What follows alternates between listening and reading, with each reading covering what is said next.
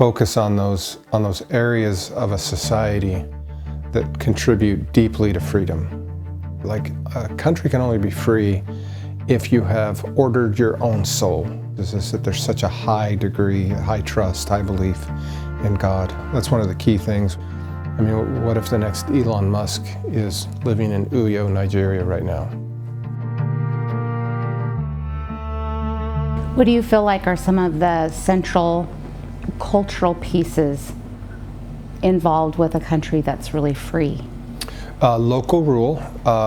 Tocqueville comes over in 1831 to come visit the United States, and that's one of the things that he says that's key to American freedom and democracy, is that we had 100 years. I mean, the Pilgrims come here in 1620, and you got this 120, 150 year of time period in the 1600s. The English were in their Civil War. They were beheading their king during the 1600s. They didn't have time to be oppressive to the colonists in the United States. So we were just kind of left to fend for ourselves. And Tocqueville says what that created was a bunch of independent, very local government, local constitutional agreements amongst people.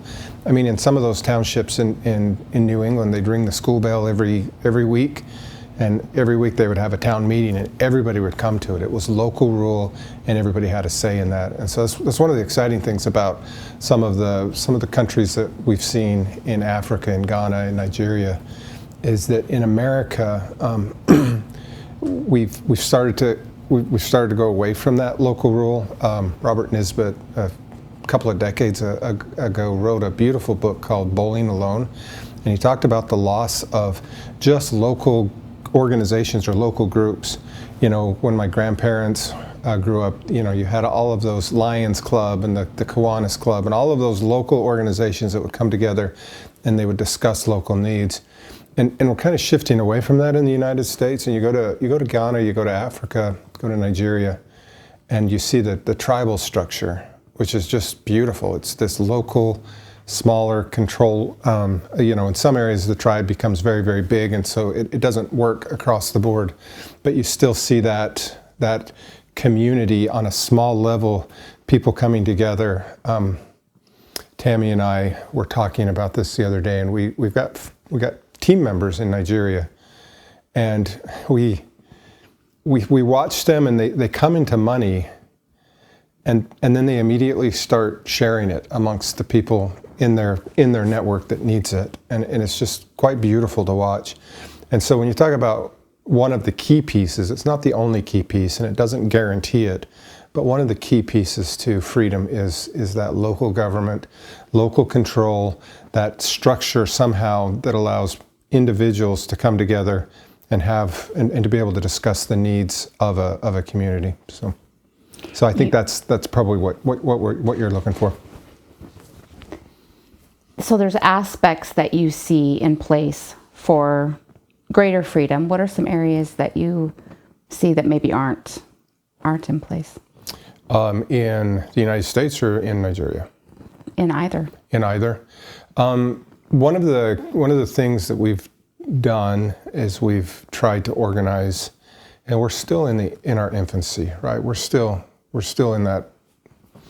It's a lot of it's still up here, and it's still a vision. It's not made manifest quite yet, but we want to focus on those areas of a society that contribute deeply to freedom.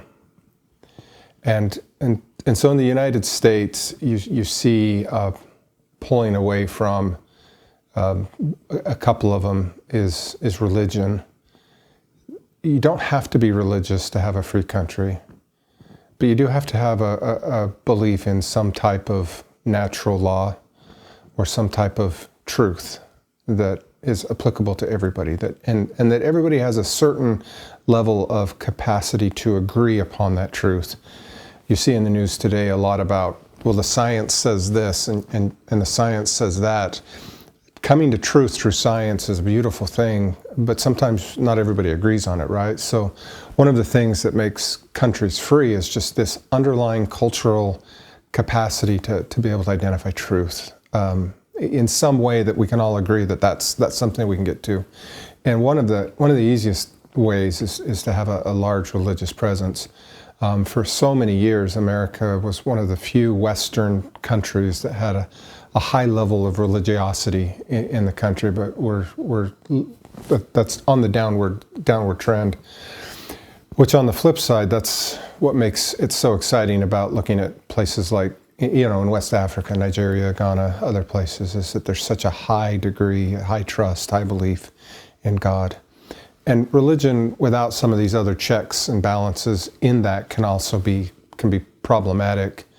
But that's one of the key things. One of the areas that I think we're still very strong in the United States that we would love to help Nigeria, help Ghana is in a business or an entrepreneurial area where in America, you still really can live what we call the American dream. If you have a good idea, you can find funding, you can find mentors, you can find the network to lift you up. We have the educational system in place that people can rise from very, very low in the socioeconomic strata in the United States.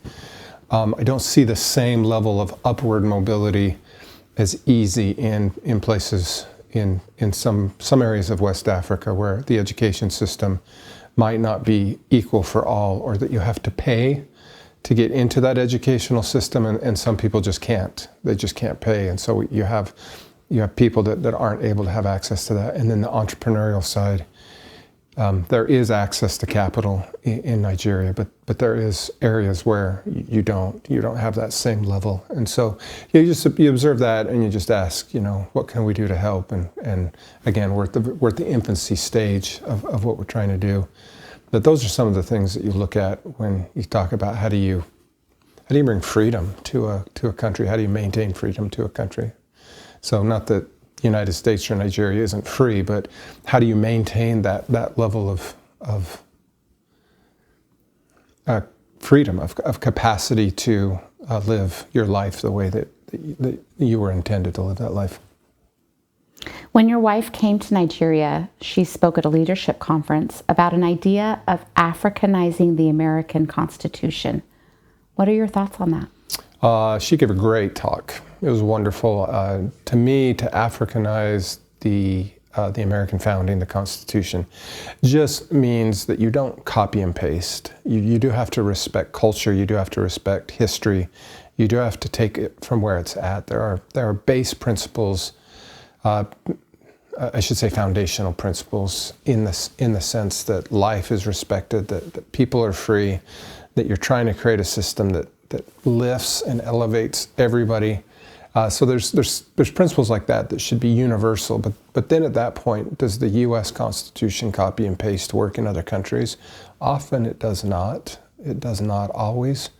And so that's where it takes men and women of high quality in their intellectual capacity to create constitutional rule, to be able to look and say, how do we take the existing structure, how do we take the existing culture and create a constitution that will do what the American founding did, but it does it for the people that are in that country. There are just some things that would not immediately translate, and you've seen in the United States as we have become more small d democratic, as we've become more focused on the individual. We've actually changed some of the structures of the United States Constitution to match that. And so that's the type of thing that you look at, is that it's you take the principles and then you apply it the way that it needs to be applied to guarantee those individual rights, those rights of families, those rights of people to have that upward mobility to do what God would have them do. I loved my time in Nigeria. I was there for about a week and a half. Fell in love with the country. Lagos is too big for me. I'm a country boy. Lagos that is a big city. But as I got out and visited down in southern Nigeria, you can't help but fall in love with that country and the people. I spent some time in Ghana as well, and it's the same experience. You just can't help but fall in love. I think the principles of the American founding and this idea of Africanizing that American founding is just this idea. I think what it would do for countries anywhere, right, is this access, number one, access to education, this access that anybody has the right to, right's not the right word, anybody has the opportunity and access to this, to an education, to be able to learn and grow and to follow those things that they think would best affect their lives. So I think that aspect of it, and then giving common people a voice in how money is spent. There are places all around the world where money is not appropriately pushed down to projects or to things that would benefit the people, but it's kept in areas or places that benefit the elites. We see that everywhere. And so there's this idea of again, that American founding principle is to push that government, to push those opportunities down to the locals, to the local people, to the local area, so that they can build their roads, they can build bridges, they can do those things that are needed. And then I think finally is just what we've talked about, what's made America, and this was a Hamiltonian dream, is this access to capital, right? Like if you have a good idea, if you're the next, what if the next Elon Musk is living in Uyo, Nigeria right now? And he or she just needs access to mentors and capital, and then step back and watch him change the world. And that's why America has been so dynamic for the last 150 years, is that we have those opportunities. The American dream, we've talked about it, where doesn't matter how poor you are, where you start out, if you have an idea and you have access to that capital, you can raise, you can lift yourself up. You're not held down by the aristocracy. You're not held down by the fact that you don't own land. You're not held down by the fact that you were, in America, Abraham Lincoln lived in a log cabin for a while, very poor upbringing, and yet he was able to become a lawyer and then become our greatest president. So it's one of those where you look at the structure of your society that way, and the human capital becomes so intensely important in that environment. One of the exciting things that we have, one of the programs, is a character development program called Who I Really Am. It's something that Tammy's been working on and some other people for years and years and years. And it goes back to that American founding principle of private virtue, right? Like a country can only be free if you have ordered your own soul. And so it requires a certain level of principles and a certain level of character that you develop in your own self. And so Who I Really Am is a wonderful program to do just that. Who are we really? Like, what is our purpose in life? How do we actually order ourselves so that we can be truly productive members, not only of our family and our community, but of nations and in the world ultimately. And so this program is to do that. It's this idea of, once you have that understanding, there's a wonderful old Greek word, Aristotle, Plato, they used it, this idea of virtue, right? Of the Greek word is arete, and it's the concept of virtue, not in the sense of your outward, the way that you interact with other people, but it's the way that you interact within. It's this idea of, an example would be like with a pen. If you get a pen and you start to draw with it, and there's no ink in the pen, it's not fulfilling its purpose. Its purpose is to write. And if there's no ink, then it has no purpose. And the idea of ordering your soul is so that you can fulfill your purpose as a human being. That's it's a deeper question to think, what is all of our purpose here on earth. Like, what does it mean to be living as a human being to the highest level of our potentiality? And we just kind of skim over the surface. We look at like a character program, or we look at ethics, and we're like, yeah, we're supposed to tell the truth, we're supposed to be kind, but it goes so much deeper than that. I mean, that's what the old Greek philosophers, Plato, Aristotle, Socrates, they wrote volumes on how do you develop that to the point where you are truly living your life the way that you are intended.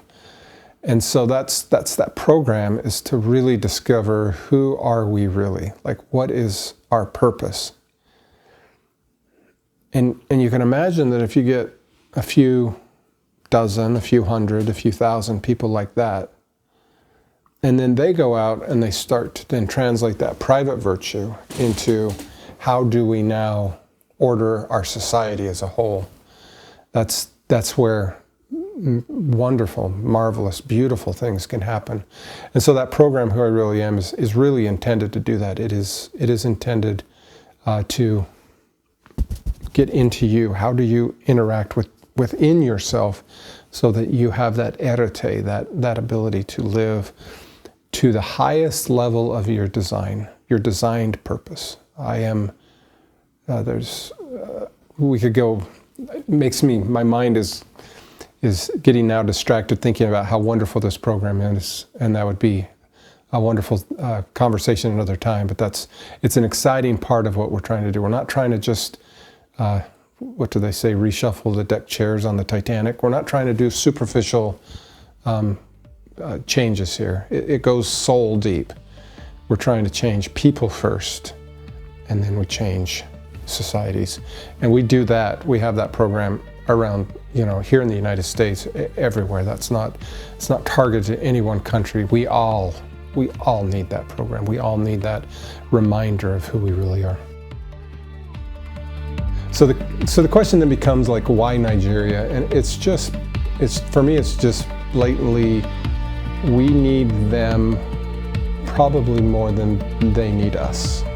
Where are we going to find people that love God, love freedom, and will be a force for good in this world, but will really truly be considered the cavalry that saves this experiment of freedom in the world?